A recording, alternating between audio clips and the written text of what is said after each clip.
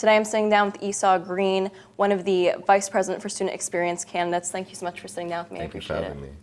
All right, so we're going to start off just talking about some of your experience in SGA. Why did you first decide to join? I first decided to join SGA because I heavily believe representation is a huge thing.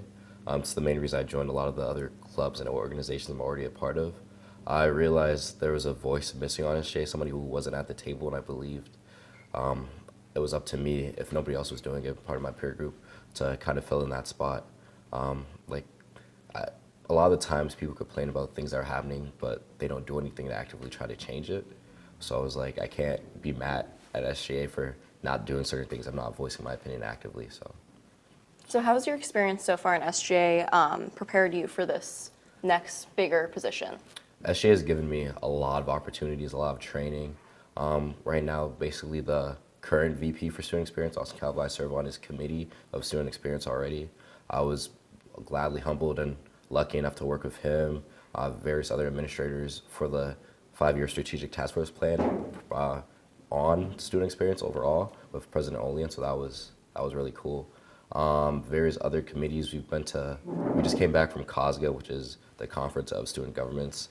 That was cool. We got to see a lot of other student governments, how they work, how they function, and it allowed me to gauge ways to better impact our QU community here. We've had various trainings. Austin's a very big proponent on making sure we're as informed as possible to serve as many people as possible. So, just kind of getting out there, meeting people, it allowed me to really gauge a lot of different perspectives and in my own scope. So.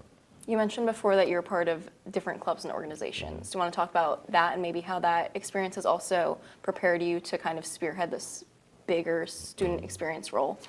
I'm very active in a lot of orgs. I'm on the e-board of ACSU. I'm going to be serving as the VP for BSU next semester.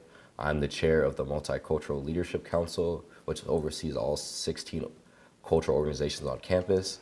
So I've had a lot of chances to meet people. I help serve and connect through Austin leadership at SGA, allowing us through events to meet people from Greek life and other various outlets on the campus. These leadership positions have allowed me to engage students, see a vast diversity and perspective in students, differing opinions, differing backgrounds, which gives you a more holistic leadership skill. Also, time management responsibility gets thrown on you because so many people are depending on you. I know you kind of get what I mean. So many people are depending on you that you have to meet their expectations. It's kind of like you either sink or swim, and you want the best for your people who appointed you, so you do the best you can. So that's a lot of the things that have helped me. So that's really great. And it's clear that you've kind of immersed yourself in the whole student experience, and like you said, you've been meeting along your way a bunch of different people and hearing their opinions and their backgrounds. What are some things that you think need to be improved on the student experience at Quinnipiac? I think the platform I know I'm running on, I know my opponent's running on as well, is the creating more holistic experience, creating a more real life culture at this university. I know a lot of the times people compare us to Yale or talk about Penn State and how people say, oh, I'm from Penn State, but people here, we graduate, we get our degree, our alumni don't donate as much because we don't really understand what it means to be a Bobcat other than our first orientation. So just trying to create more events to allow people to become more interconnected outside of their immediate friend groups. A lot of the times, your friend groups through these 4 years are the people you meet from your orgs or your freshman roommates or your orientation, which can go either way. So I want to change that. I want to get people more connected to people they normally wouldn't associate with to create, again, that holistic experience I've been blessed with through SGA and through these various clubs and organizations. I know President Olian runs on the platform of getting people more connected to experience the real world, not really calling us.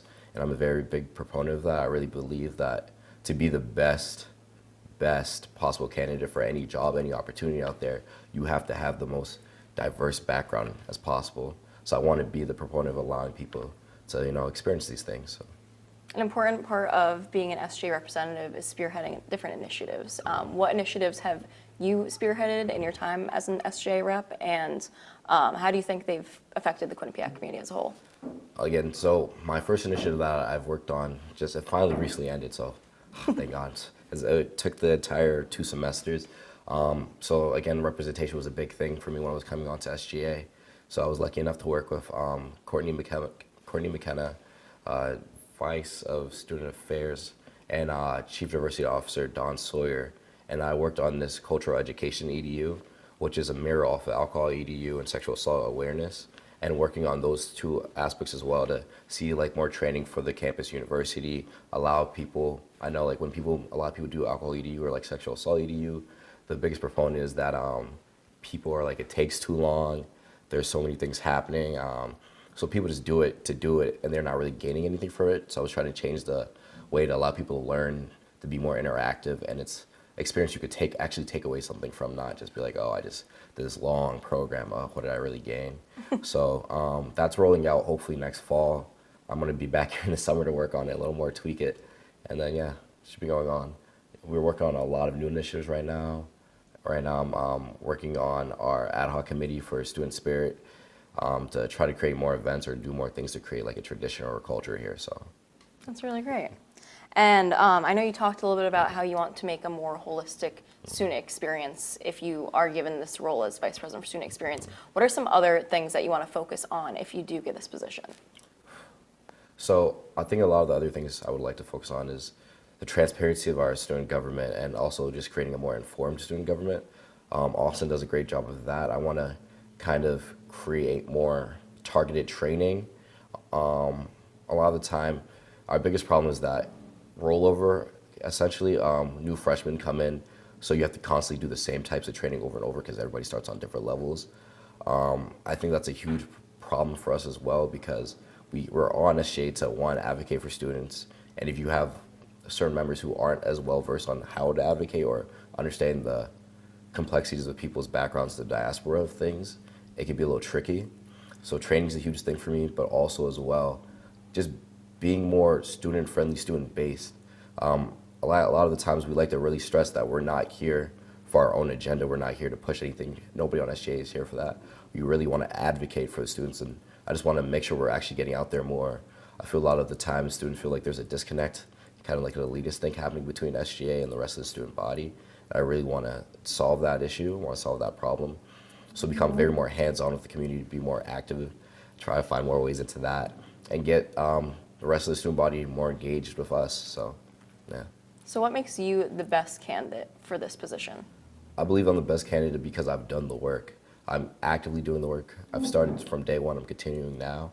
I'm someone who is always willing to learn, willing to adapt. Again, from my various orgs I'm part of, the various outlets I'm a part of. Another big reason is I'm always here to serve the students. That's my biggest thing. My position and none of our positions on student government mean anything unless we're doing our goal, our purpose, which is to advocate for students, to hear their concerns and be there for them. So I'm a face who's always there. I'm always out there. I'm always going out of my way for students. And I'm always willing to work to make this the best campus possible. So. Well, thank you so much for sitting down with me today. I appreciate it. Thank you for having me. Polls open at 8 a.m. on Wednesday morning. Make sure to vote on Do You QU.